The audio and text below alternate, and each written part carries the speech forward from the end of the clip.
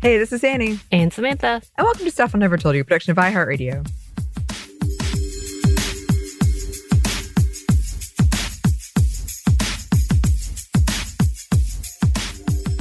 And welcome to another edition of Happy Hour. But in this happy hour, as per usual, we are viewing Sex and the City, my umpteenth time and Annie's first time for most of these episodes. Every now and then you run into one or two of these episodes, right? In your lifetime where you're like, I remember I've seen this. I feel like I've seen a total of 3. But okay. There's a chance I've seen clips. Yes. Outside of that. But I feel like I've seen a total of 3 in completion. Completion. Yeah. Very appropriate for this show. Yes. So, yes, we are in season 3 of Sex and the City and on episode 8. But before we get into that, just an FYI, yes, this is TVMA. The ratings mature for nudity, adult language, and content. So you may not want to listen to this with, young'uns around necessarily, because you never know what we're going to talk about. Some of the random things that come out of our mouth in relation to Sex and the City, can be a surprise. It definitely can. Sometimes serious, sometimes silly, and sometimes just what? Mm-hmm. That's how I like to advertise our show, as what? But also is happy hour. So, Anney, are you consuming any beverages? I'm still trying to clear out my fridge. So I'm still drinking my beach beer. That's what I'll call it. Because I just came back from the beach once again. Yes. And I have some leftover beer from that trip. So living just that beach life. It was a nice beach life. It was. Nice. I saw a turtle. It was great. Was it big? No, it was a little turtle, but it was a swimming turtle. Oh, did it try to eat you? No, it fled from my enthusiasm. Okay.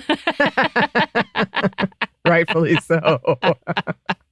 Description of Annie's life. I am not drinking necessarily any adult beverages. I'm drinking some sparkly water, a grapefruit flavor. Haha, they were on sale, and I've gotten a lot of them. I've really gotten into the bubbly waters for the past 3 years. And yeah, that's what I'm sipping on as we talk about Sex and the City. If you are also partaking of something, do so responsibly. Be responsible. Be responsible. Also, none of these things are a current sponsor. Not that we've named anything. And if we do name something, they are not currently a sponsor. As of now, things change. We love sponsors. Thank you for paying us. Pay us more, please. Anyway, so as we start, we are again on Sex and the City, Season 3, Episode 8. Anney, can you do us the honor of recapping of what has been happening in Season 3? I can, I think. Okay. So this one has been a big season. You told me it was going to be, and it really has come through. Which, by the way, listeners, we're still looking for our person to come on and join us. Correct. And talk about this. So if you're interested, all you really need, you don't have to have seen the show. You could have seen it a million times. You just really need an internet connection. And our super producer, Christina, will figure it out. So if you want to enter, that'll be soon. Just contact us. Listen for more at the end. We'll tell you how. But yes, so this has been a big season. We've got, as I always say, Samantha doing her Samantha thing. She's gotten into a lot of shenanigans, as per usual. We've got Miranda, who is with Steve and has recently kind of really enjoyed the settling down aspect with him, it seems. She was talking about how much she loved doing his laundry. There was kind of a scandalous detail about it in the last episode, but how she's really enjoying these more quiet moments, I guess, with him. We've got Carrie, who has now met Aiden. And if you know anything about Sex and the City, you know he's a big name when it comes to kind of Carrie's relationships and Carrie having to question how she reacted to what right now seems like a very healthy relationship, and her looking for drama within it. She did see Big recently, her ex, with his new wife. And then, as of the last episode, Charlotte has met someone that I am given to believe is going to be big in her life. It's Kyle McLaughlin. I can never remember his name. That's the actor's name. That's not the character's name. No, anyway, but she met him, and so she's been trying to find a husband, and I'm given to believe that their relationship is going to be more than what she usually has, which is her trying really hard to make something work, and then by the end of the episode, it's over. So I think that's where we are. Kind of disappear half the time. They don't even break up. Which, that's fine. Ghosting happens.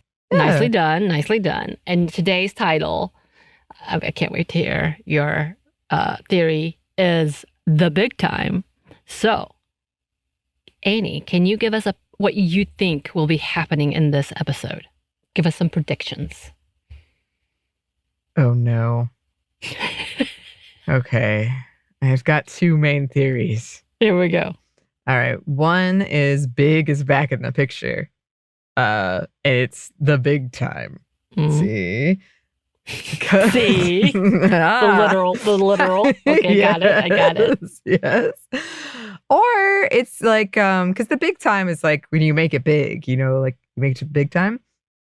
Maybe it's sort of, because everybody but Samantha at this point has these relationships that I believe are going to be big. So maybe it's like the auditioning of like, is this the big time? Is this the one? Is this that? And then they'll go to brunch. We're sticking with brunch this time because it's not been working out for you. No, it really hasn't. It really hasn't. We switched up to brunch. I like it. Okay, well, let's see how wrong or right you are. Wow, you said wrong with a strong inflection. So. Here we go.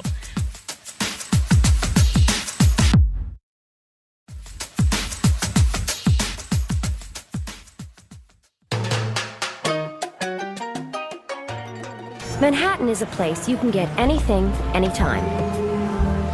Cabs at 2 a.m. Chinese food at 3.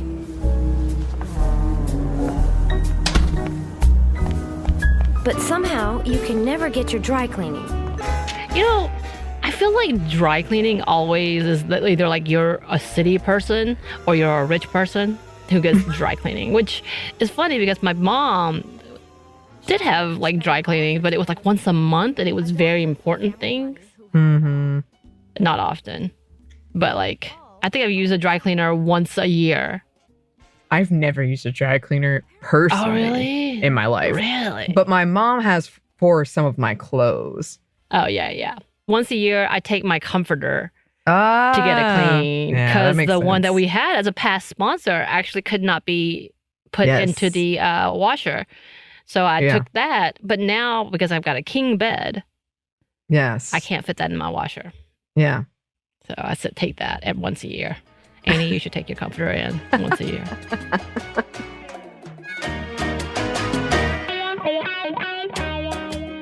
Do you know I read that if you don't have sex for a year, you can actually become re-virginized? Re-virginization, which I feel like was a huge topic at one point in time because a lot of like when the like True Love Waits thing happened around this time, people were like, I made a mistake, but I'm going to be re-virginized type of conversation. And just like spiritually, although there also came the surgery, which people were like, they started sewing up.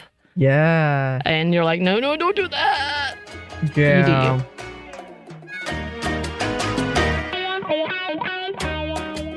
Downtown, another New Yorker was enjoying her very full life. Samantha had a new apartment in the ultra-chic meatpacking district and a new admirer. Well, there goes the neighborhood. It's like immediately creepy. I know, he just like popped up. Well.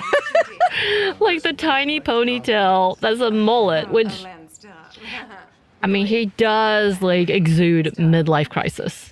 The earring, the hairdo, the linen outfit. Yeah, the linen outfit. Do it's like I he wants to be at the beach, but he can't.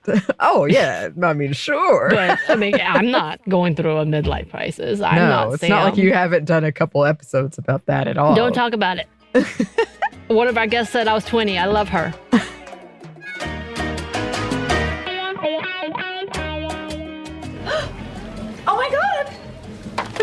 waits. Honey, my vagina waits for no man. Look at this. The Kegel Master. Kegel Oh, Master. the Kegel Master. Yes. This I has been the remember beginning this. of that as well. Like, not the beginning, but like that, being mainstream. All you have to do to stay tight is to tighten and release it for 10 minutes a day. I don't know why, but every time they talk about it, I'm like, I try it. I'm like, is it working? What's happening? This is one of the first episodes I edited for Sminty back when it was Kristen and Caroline, I think. About Might have been Kegels? earlier than that, but it was about Kegels, and I was like, I've never heard of this in my life.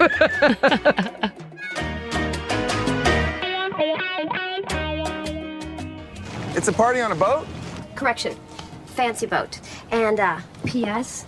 The fabulous girl is rumored to be easy. Oh, What's the party no. for? Have you been on a yacht or a boat party? Yes. Oh, hell no, I'm just going for this. I think I would get sick. Yeah. I mean, I had an okay time, but there's always the vibe of like, I can't get away if I wanted to. I like to have an exit, you know? Yeah. I need to get out of here. I'm going to jump. And the cab stops up short, right? I almost hit my head on that plastic partition. I got out. I told them to stop the meter. Right? Oh, and there man. was Charlotte, lying in the middle of the street. So perfect. They're even coordinated with their outfits. Oh my. I have to admit, like in the early stages of when a friend gets a new relationship and they're like this, you're like, I don't know. I can't tell if this is gonna go anywhere or like. Yeah. Is this the love bombing stage Right. or is this legit?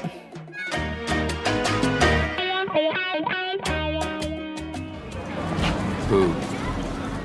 Yeah, why is he harassing her? No. What was that back then? Big, stay away. I don't know. I feel like anytime I've run into my ex at a situation, I've said like a polite hello if we have to, but then we go our separate ways and that's it. It's like Yeah. running away. Yeah, as it should be. Or sometimes you just can't. Mm-hmm. Sometimes you're on a boat. Sometimes you work together.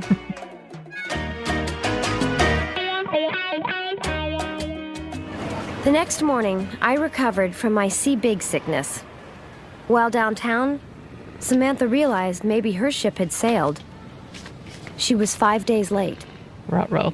See, Later, I we did brunch and never. bathroom at Did you Town keep up Cafe. with your period like this? Or you put it on a calendar? Or you like... No, I had I used to have like a general idea. This is the last time it Yeah. happened, but I Yeah. didn't. Yeah, no. I don't know anybody who actually does this unless they're like trying to track for like pregnancy reasons or any of like actual like doctor reasons to actually just do this. If I wasn't perpetually 10 minutes late, would my life be totally different? Would I never run into Big? And would there ever be a good time to see him? Was Miranda right? Is timing everything? I feel like the way she like writes her columns, if they're like this, is a pretty big clue Yeah. about what she's doing. So if her boyfriends would just read the articles, Right. they would I get had a to- big hint. I had somebody who like wanted to date me and he stopped listening to the podcast because he said it felt like cheating. It's like, well, I guess I appreciate that.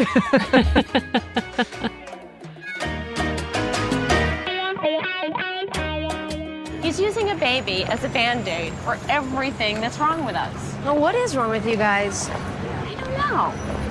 It's like Oh, She's a that's kid, like an and old I tale, have like trying to save a marriage by having a baby. I'm mean Right. mommy, and believe Yes. me, no one wants to And then hurt me. unfortunately, those problems do not go away Yeah. once the baby comes and now you're Right. tired and you're raising Now a you're baby. tired, it's getting worse, and you have a tie to them forever, which children are beautiful. If you want them, that's wonderful. That's a whole different conversation. But the litigation that happens with the child in like a divorce, oof. Mm-hmm.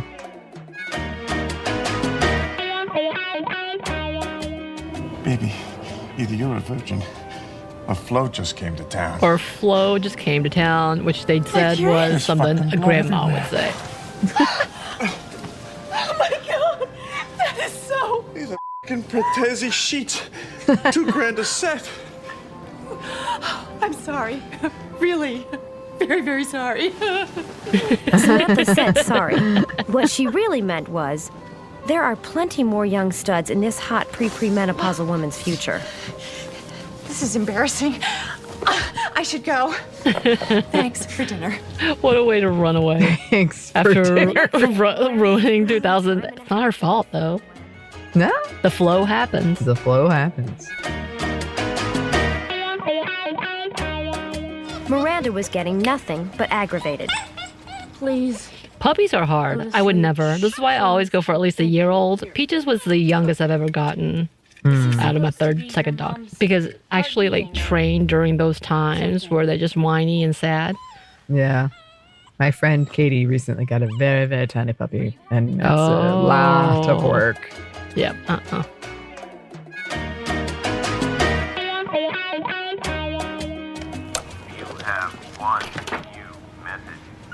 Carrie, I'm... I knew who it was.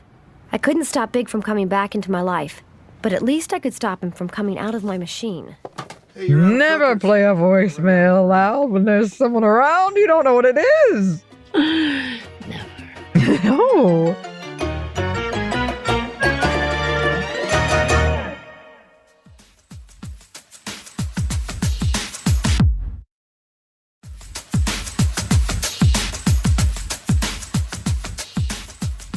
All right, you got an A. I was trying to mislead you, but you did pretty good. The big timing conversations, because some big timing stuff happened. We got a breakup. We got a possible we did get an I love you from a McDougal. Perimenopause all up in this episode, and then Big's return. However, deducting points, there was no brunch. I'm so sorry to tell you this. There was no brunch. Yeah. This is a much more club. It wasn't club, it was restaurant There was no bars. club. It was just like a happy hour drinking times. Yeah. You can't say restaurant, though. That's not allowed. No, that's yeah. too vague. It's only those two I will. Yes, I agree. You can say out for drinks. Mm. I'll give you that. Or out at a bar. I might give you that. Evening bar times. Be specific. Evening, midnight, type Oh, okay. But you did really good on this one. I feel like going on the literal really helped you out. Mm-hmm. And the figurative, because there's a lot of figurative big things are happening in this episode. Yeah, my thing is like with the ex, yeah, we don't talk. We don't know each other exists. If we have to, then obviously cool. Hey, how are you? But outside of that, I'm like, get your ass out the door. I don't know you exist. Blocked on social media, maybe a little bit of looking every now and again, but you are not there to me. Yeah. Yeah. I mean, and I will talk to an ex, but I don't seek them out. They seek me out and I'll be like, okay, yes. But a lot of times right after a breakup, if I see them, I will go the other way. I will like literally flee. Physically. Flee. Me too. Done that. Yes. And I made people go with me. Yes. It's fantastic. We gotta leave this situation right But that's now. how I know. They're on my team. They're ready. Like, we're going. Let's go. Where? Let's go. Or I try to look like I'm having the most fun and don't Yeah. disturb my fun. Oh, okay. Yeah, I escape. Yeah. Mm-hmm. Unless like, you can't. Now, I definitely have friends who are like, who've dated like in the industry. So like servers or bartenders and such. And we just don't go. That place has become Right. like X'd on our list. We're like, well, we can't go there anymore. Right. And then we have to yell at our friend and be like, stop doing this. Why? Yeah. I need you to stop dating them because I need to go back to this drink or this food. Mm-hmm. Mm-hmm. And usually it's always bartenders though. I have a friend who's, and I say this truly without any judgment, but she's able to hang out with her exes. Yeah. Sometimes it's not like I am, but she does it often. I don't do it often. Right. Because of that kind of thing. Like that's just the circle she runs in. Yeah. But I like know the like details of their breakup and stuff. And I'm like, wow, this is rough. So it's sort of awkward for me because we're all hanging out. And I'm like, I know how this went down and we're all Right. Oh, see, I can't be cool with if something bad happens. If it's just like mutual, like cool, and you're okay, then great. But if he has done something or if they have done something to someone, I'm like, yeah, you're dead to me too. Mm-hmm. And not only that, but I will take you out because I love my friend. Mm-hmm. I'll at least be really mean to you, make you uncomfortable, because that is a hobby. Yeah. Yeah. I mean, it's awkward. It's very, very awkward. But they're able to just do it. I'm like, okay. Yeah. I know there's a few who are like actual friends, and I'm like, are you? But are you? But how? Yeah. A lot of them are like, I don't know about your friend, but like I know a lot of the people, they knew each other before, which I can't do at all. I'm like, no, I would never date inside a friend group. If you become a friend, that's typically the end of relationship, because the idea that I'm mixing the two and then things go get way too dramatic, nah. Yeah. But that's a whole different episode. But yes, there you go. So we are reintroduced to Big with the amazing Aiden. So we'll see what the path we go along. We have now gotten into big character Trey McDougal. This is important. You need to understand that it's an important name. Okay. For them. Sounds like and it. And then it looks like the end of Steve 2.0. A really cute dog. Yeah. Miranda's made partner. Yes. This feels like a very like work versus relationship. Right. Kind of storyline. The back and forth about this is that, why is it so bad that she wants to be in her career? And I think like they paint her to be so like angry and like bitter about so many things and just wants to argue. But in actuality, yeah, sure, he's the fun dude.